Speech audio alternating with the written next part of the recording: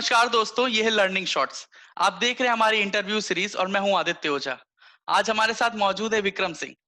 विक्रम सिंह पिछले 15 साल से भी ज्यादा समय से टेलीकॉम इंडस्ट्री में काम कर रहे हैं। हेलो विक्रम, कैसे हैं आप? हाय आदित्य, मैं बहुत अच्छा हूँ। आप और कैसे? मैं भी बिल्कुल बढ़िया हूँ। आशा करते हैं कि आपके कोरोना का जो दौर चल रहा है उसमें आपका समय काफी अच्छा बीत रहा है। हाँ आदित्य, बहुत टफ टाइम है, बट यस, चल रहा है सब कुछ। On from the home, everything is on going very well. New normal की आदत थोड़ी सी अब पड़ चुकी है फिलहाल हम लोगों को, कह सकते हैं। Right right. तो विक्रम जी, मैं चाहता था कि जब हम इस बातचीत को शुरू कर रहे हैं तो उसके पहले एक बार जो हमारे जो भी दर्शक हैं, तो आप उनको एक बार अपने बारे में एक बताएं कि आप कहाँ से आते हैं और आप किस कंपनी में काम कर रहे हैं। यस आदित्य, एक्चुअली मैं लखनऊ से बिलोंग करता हूँ।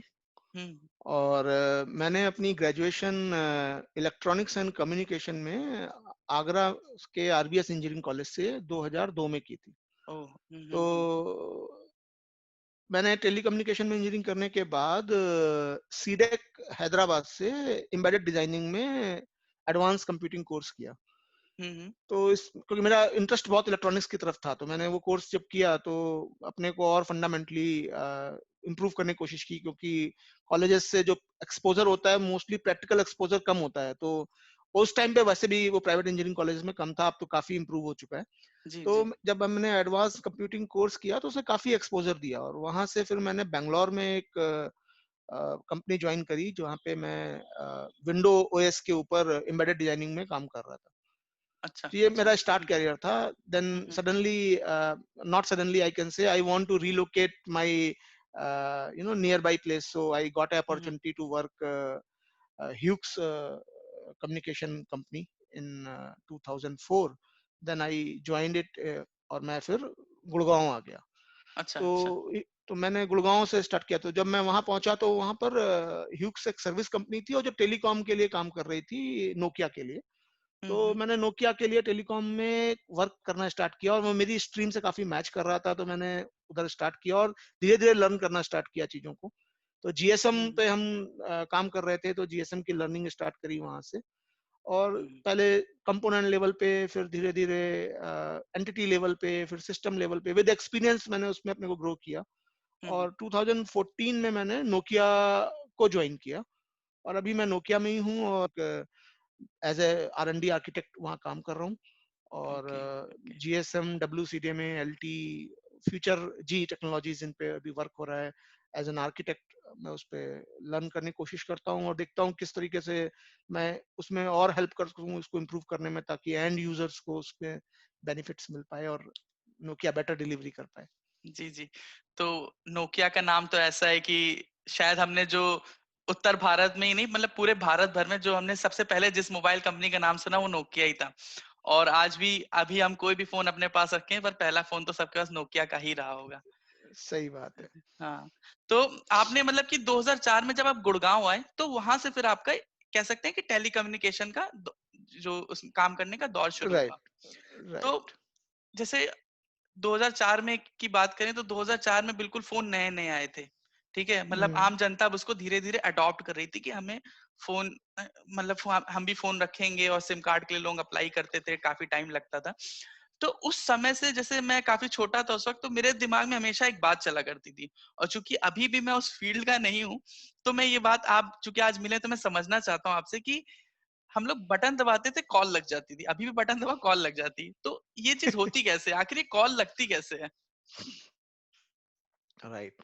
सही सही बात है आदित्य। ओके, कॉल पे जाने से पहले एक बहुत छोटा सा पॉइंट मैं देना चाहूंगा, हम्म। जो इम्पोर्टेंट है कि टेली कम्युनिकेशन और टेलीकॉम, ये वर्ड बड़ा फेमस है, टेलीकॉम, हाँ हाँ राइट। हाँ। टेलीकॉम के ऊपर हम 2G 3G 4G सुनते हैं, but telecom basically, telecom as a person, as a engineer अगर मैं देखूं, टेलीकॉम क्या है? Telecom hmm. सिर्फ तीन चीजों से मिलकर बना हुआ है, अगर देखें तो बहुत हाई लेवल पे। जी वन जी। ट्रांसमीटर, हम्म। वन रिसीवर, और वन इज मीडियम। लाइक अगर आपने यहाँ से हाँ कोई चीज ट्रांसमिट करी है, यहाँ रिसीव हुई, जैसे मैं हाँ हाँ। आपसे बात कर रहा हूँ, तो आप अगर बोल रहे हो तो आप ट्रांसमीटर हो, मैं सुन रहा हूँ, मैं रिसीवर हूँ, और मीडियम हमारा इंटरनेट है जो हमें जोड़ रहा है। हाँ हाँ तो हाँ। हाँ। कॉल में भी जब आप बोलते हो ना, तो एक एंड ट्रांसमिट होता है और एक एंड रिसीव होता है, और एक मीडियम है जो उसे कनेक्ट कर रहा है। और अगर फिजिक्स की लैंग्वेज में देखें तो वो इलेक्ट्रोमैग्नेटिक वेव्स हैं, वो यूज होती हैं एज ए मीडियम, जिससे कि हुँ। ये डेटा जाता है। अब हाँ, हाँ। टेलीकॉम जो है वायर्ड भी था और वायरलेस भी था। अभी हम जो बात करते हैं, हम वायरलेस कम्युनिकेशन की वायरलेस बात हाँ, करते हाँ। हैं कि ये कंप्लीट वायरलेस कम्युनिकेशन है। हुँ, हुँ। और जो स्पेशली आप 2004 या उससे पहले जब हम कहते हैं कि जीएसएम था, तो जीएसएम में रेडियो वेव्स यूज होती थी। इलेक्ट्रोमैग्नेटिक स्पेक्ट्रम जो होता है कई सारी वेव्स से कंसिस्ट होता है। हाँ, तो हाँ, इसके हाँ। अंदर एक पर्टिकुलर फ्रीक्वेंसी होती है जो रेडियो वेव्स के लिए होती है, जो 300 मेगाहर्ट्ज से ऊपर की फ्रीक्वेंसी है, जो रेडियो वेव्स के लिए यूज होती है। और जब हम 30 गीगाहर्ट्ज से ऊपर जाते हैं तो वो माइक्रोवेव के लिए यूज होती है। तो जो रेडियो वेव फ्रीक्वेंसीज थी वो यूज होती थी कम्युनिकेशन के लिए, जिन पे जी, कि हम जी। फिजिक्स के कई सारे लॉ लगाकर डेटा को इधर से उधर ट्रांसमिट करते थे। तो अभी उतने डिटेल में नहीं जाते कि क्या मॉड्यूलेशन लगता है और क्या हाँ, हाँ, हाँ। स्कीम अप्लाई होती है। बट अगर आप, जैसे आपने पूछा कि बहुत जर्नल की कैसे होता है, हुँ, हुँ। तो मैं आपको बहुत संक्षिप्त में कहूंगा कि जब आप एक मोबाइल फोन लेते हैं तो आपने देखा होगा कि आपके मोबाइल फोन के किनारे में कुछ सिग्नल्स आ रहे होते हैं। हाँ, जब वो हाँ। सिग्नल आ रहे होते हैं तो इसका मतलब आप कॉल लगा सकते हो, और जब सिग्नल नहीं आ रहे होते हैं तो आप कॉल नहीं लगा सकते हो। सही बात। ठीक हाँ, है। हाँ।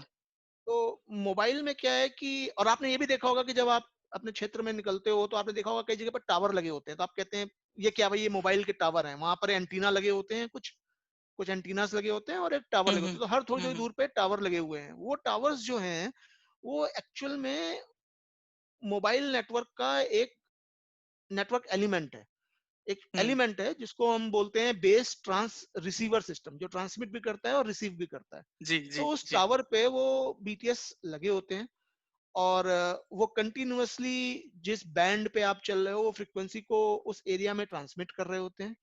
और जितने भी उस एरिया के अंदर मोबाइल्स होते हैं वो उस फ्रीक्वेंसी को लिसन कर रहे होते हैं।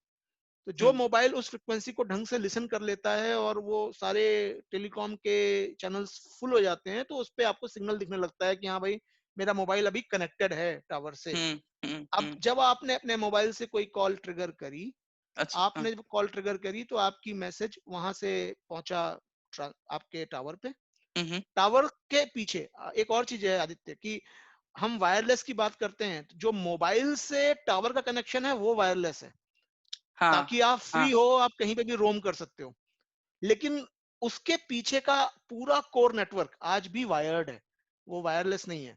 तो ओके। उस टावर हाँ, से जो हाँ। कनेक्शन है, जो मल्टीपल टावर लगे होते हैं वो कनेक्टेड होते हैं। एक और एलिमेंट होता है जिसे बोलते हैं सर्विस स्टेशन बोलते हैं। उस सर्विस स्टेशन पे बहुत सारे टावर कनेक्टेड होते हैं।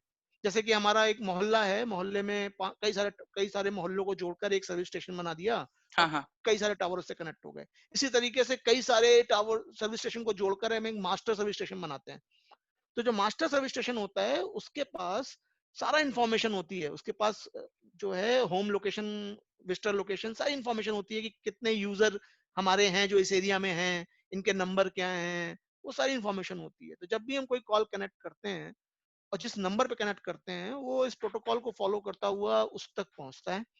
फिर वो देखता है अच्छा ये रिक्वेस्ट आ रही है और इस नंबर पे जाना है, तो वो नंबर सर्च करना शुरू करता है कि वो नंबर कहाँ पे है।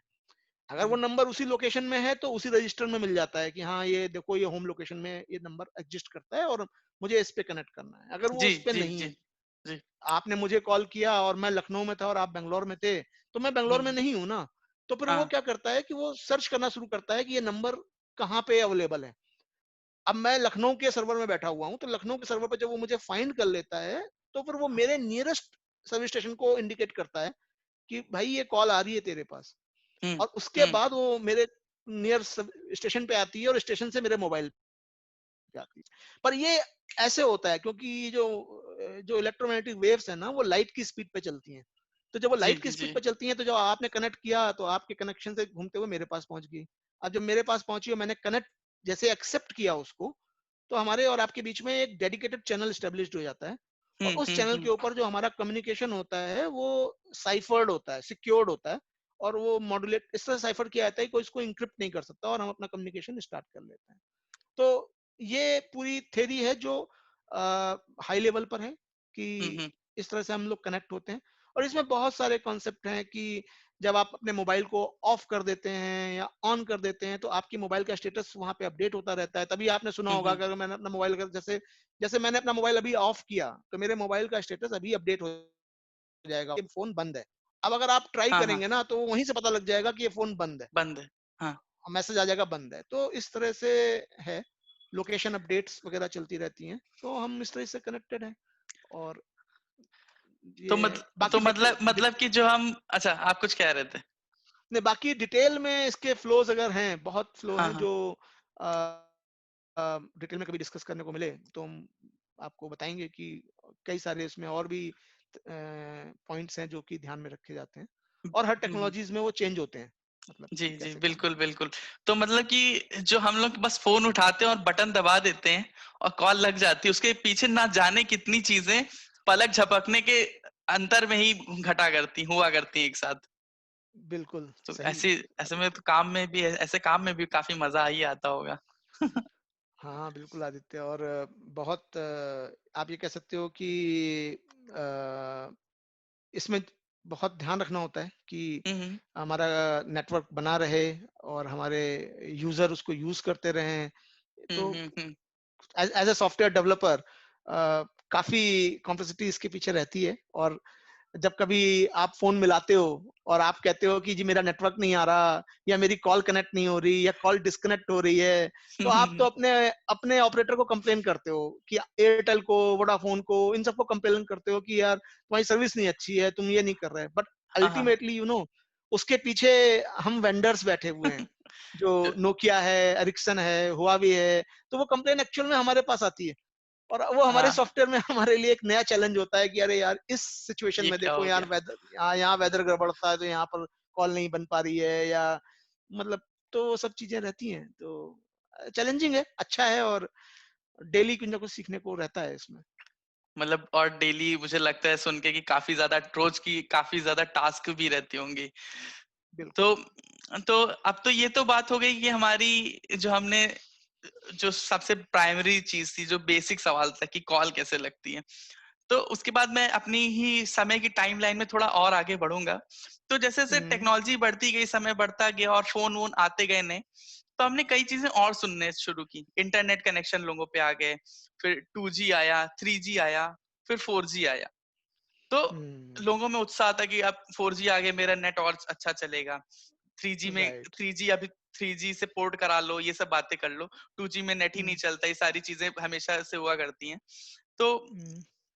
ये एक बार आप बताएंगे क्या कि ये 2G 3G 4G क्या होता है?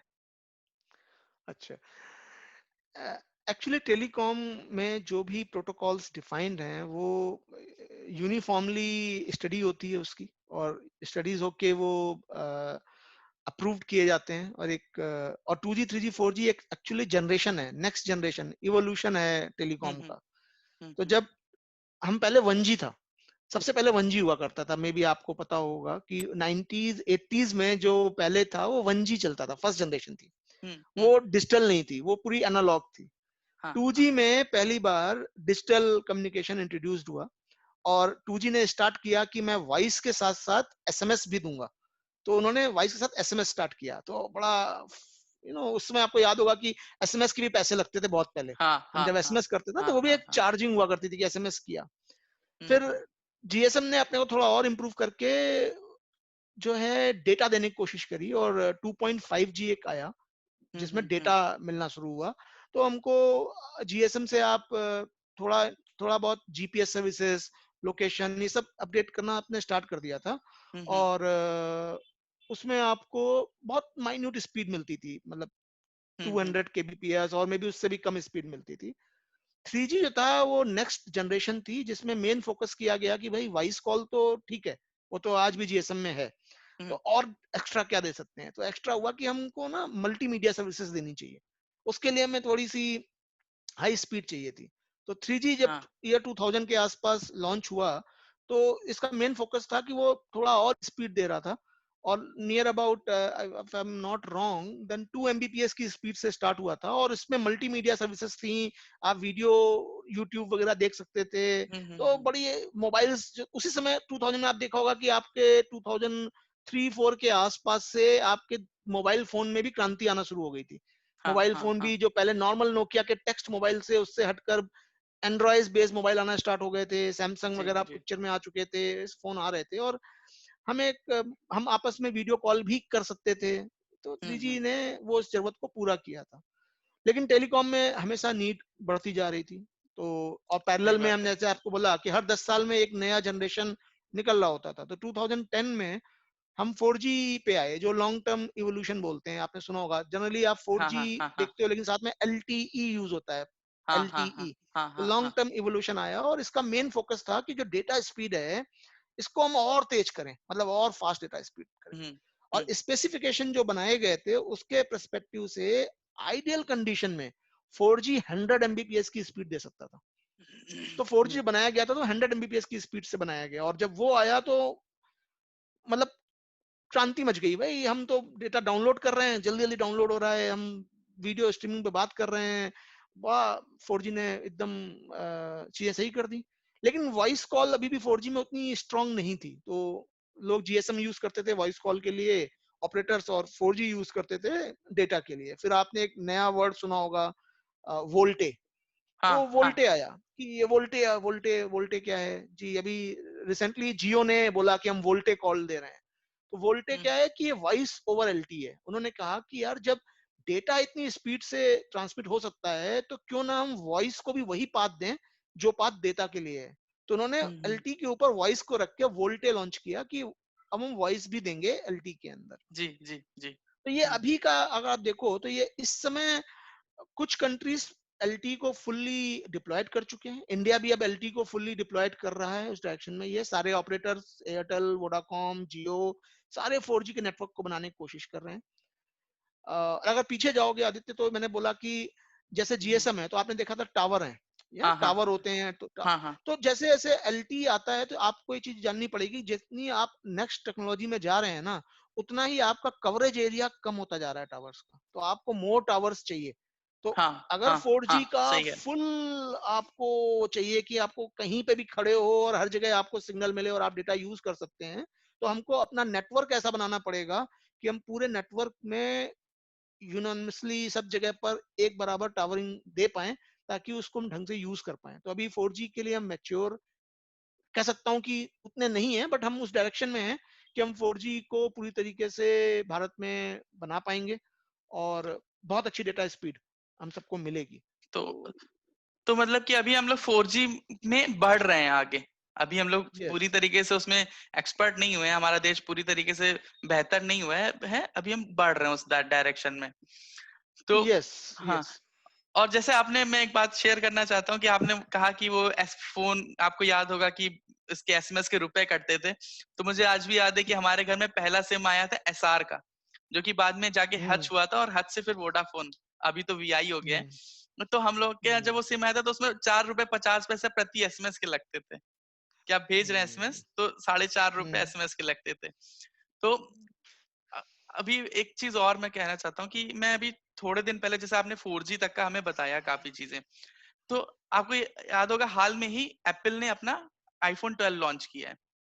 और हम्म, ये आईफोन 12 पहला आईफोन है जिसमें उन्होंने 5G स्पीड दी है, कि वो 5G हम्म, सपोर्ट करता है और 5G पे चलेगा वो। तो जब से वो आया है तो फिर से ये टॉक ऑफ द टाउन हो गया है, हम आसपास के लोग हर कोई 5G के बारे में बात करने लगे हैं। और अभी आपने हम्म, बोला भी कि भारत अभी 4G में आगे बढ़ रहा है, पर एप्पल ने उधर हम्म, अपने 5G सपोर्ट करने वाले फोन भी दे दिए। तो ये 5G क्या है, और अगर 5G आता है तो हम लोग जो ये जो टेक्नोलॉजी, जैसे आपने बताया कि वोल्टे भी आ गया, एलटी आया था 4G के बाद, तो वो टेक्नोलॉजी, वो चीज दुनिया को कैसे बदल देगी 5G आने पे? अच्छा, गुड क्वेश्चन आदित्य।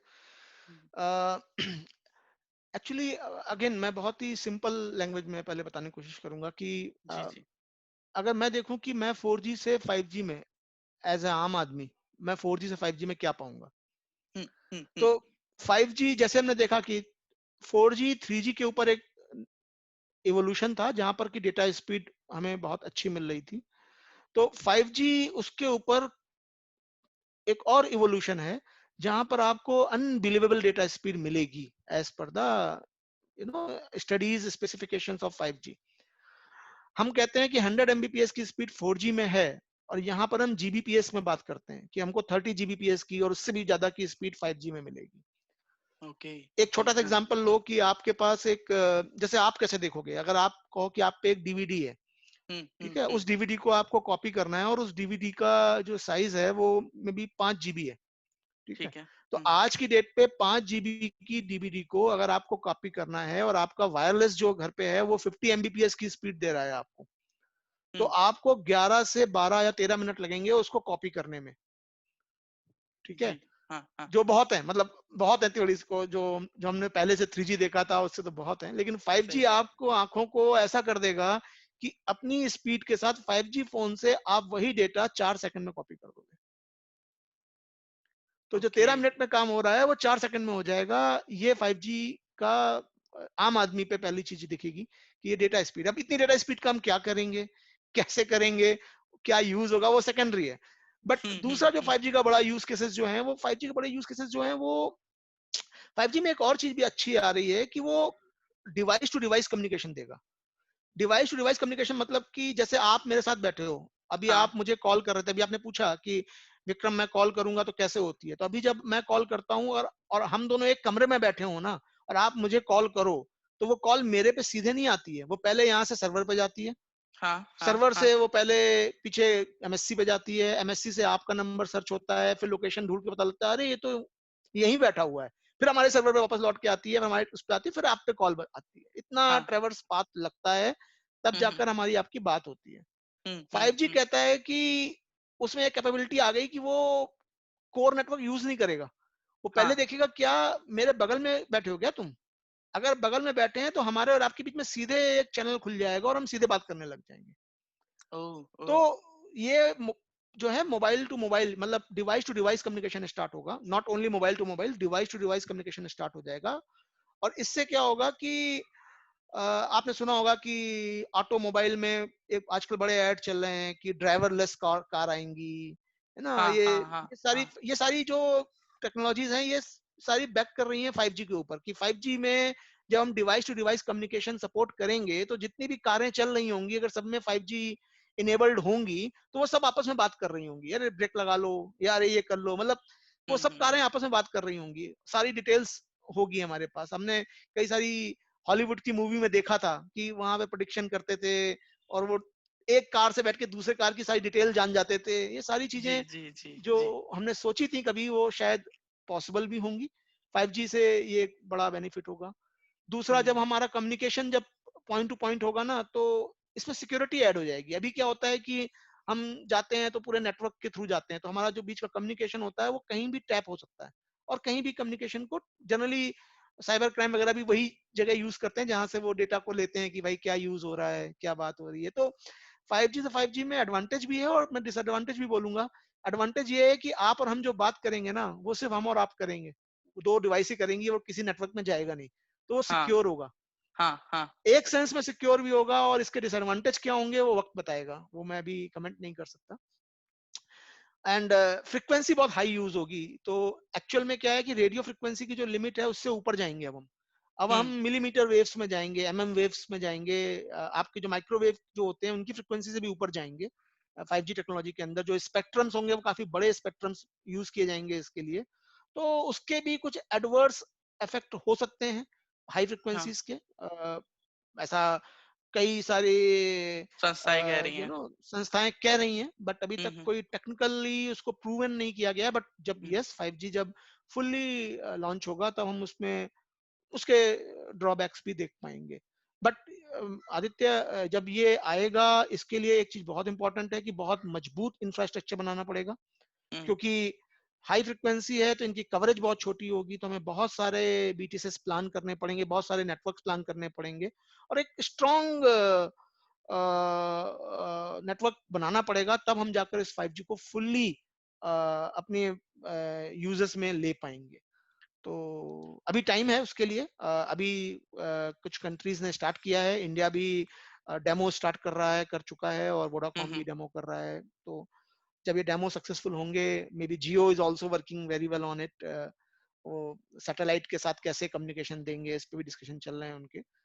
तो देखते हैं आने वाले समय में कि कैसे होगा। और इन पैरेलल 4G 3G भी अपने को कंटिन्यूअसली इम्प्रूव कर रहे हैं और वो भी फुली सैचुरेट नहीं हुए हैं अभी 4G एंड ऑल, तो उनके भी हम्म। यूजेस हैं जो चलते रहेंगे। और तो जी, और लास्ट की जो पुरानी टेक्नोलॉजीज है ना हमारी जीएसएम एंड ऑल, वो भी हम्म अभी मुझे ऐसा लगता है टेलीकॉम में वो चलती ही रहेंगी, क्योंकि जो हमारे रूरल एरियाज हैं या वो एरिया हैं जहाँ पे बहुत कम पॉपुलेशन होती है, और कई सारे ऐसे एरिया हैं जहाँ पर कि बहुत लंबे लंबे हाईवे होते हैं बट कोई जनता नहीं रह रही होती है, उन सब एरियाज में जो कवरेज वगैरह के लिए आज भी वो शायद पुरानी टेक्नोलॉजी ही यूज की जाएंगी, क्योंकि वो कवरेज ज्यादा देती हैं, कॉस्ट कम होती है, जी तो जी हम जी। कवरेज मेंटेन कर सकते हैं। तो मतलब कि 5G तो आ जाएगा, लेकिन जो हमारा 2G से जो जनरेशन चल रहा है वो कहीं जाएगा नहीं, वो भी यहीं मौजूद रहेगा। और हाँ, एक चीज और मुझे ये लगी कि जैसे एक हॉलीवुड पिक्चर का में बोला गया है कि with with great power comes great responsibility. तो 5G के साथ थोड़ा सा हमारे साथ वैसे ही होने वाला है। 5G बहुत ही ज्यादा स्ट्रांग रहने वाला है, और उसके साथ जिम्मेदारियां भी काफी ज्यादा बढ़ जाएंगी। तो बिल्कुल। आपसे हमने काफी चीजें जानी। अब मुझे लगता है कि एक आखिरी सवाल मैं आपसे और पूछना चाहता हूँ, और वो थोड़ा सा बहुत टेक्निकल सवाल नहीं है। वो सवाल जो भी हमारे दर्शक हैं उनके लिए है। तो चूंकि ये चैनल जो है, ज्यादातर हम लोग इस पे जो कंटेंट आते हैं और उसके जो लिसनर्स हैं, जो जो भी व्यूअर्स हैं, वो ऐसे हैं जो कि टेक्निकल बैकग्राउंड से और काफी चीजें सीखना चाहते हैं। तो मान लीजिए कोई इंसान है जो इस चैनल को अभी देख रहा है और वो टेलीकॉम इंडस्ट्री में आना चाहता है, तो आप उसको एक क्या एडवाइस देंगे? Aditya,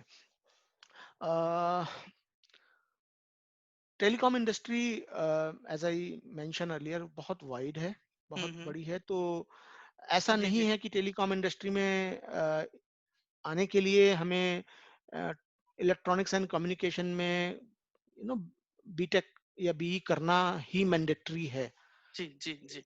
first of all. So अगर किसी ने इलेक्ट्रॉनिक्स में कोई डिप्लोमा कोर्सेज भी किए हैं या बहुत सारे नेटवर्किंग के सर्टिफिकेशन कोर्सेज होते हैं, अगर वो कोर्सेज भी किए हैं, तो वो टेलीकॉम इंडस्ट्री के किसी ना किसी सेक्टर्स के अंदर अपनी कैपेबिलिटी से कंट्रीब्यूशन दे सकते हैं। हम्म। टेलीकम्युनिकेशन में जो हमारे सॉफ्टवेयर डेवलपमेंट्स होते हैं जिनमें हम नेटवर्क डेवलप करते हैं पूरा, इसके अलावा ये तो एक पार्ट है, आपने देखा होगा जो ऑपरेटर्स होते हैं ये पूरा नेटवर्क मैनेजमेंट भी करते हैं, हाँ हाँ पूरा हाँ हाँ हाँ। इंस्टॉलेशंस भी करते हैं, फ्रीक्वेंसी प्लानिंग भी होती हैं, और there are many plannings behind it. उसके भी बहुत सारे कोर्सेज होते हैं जो बंदे इसके लिए इंटरेस्टेड हैं, जो करना चाहते हैं, वो इस एरिया में एक्सप्लोर करके कर सकते हैं।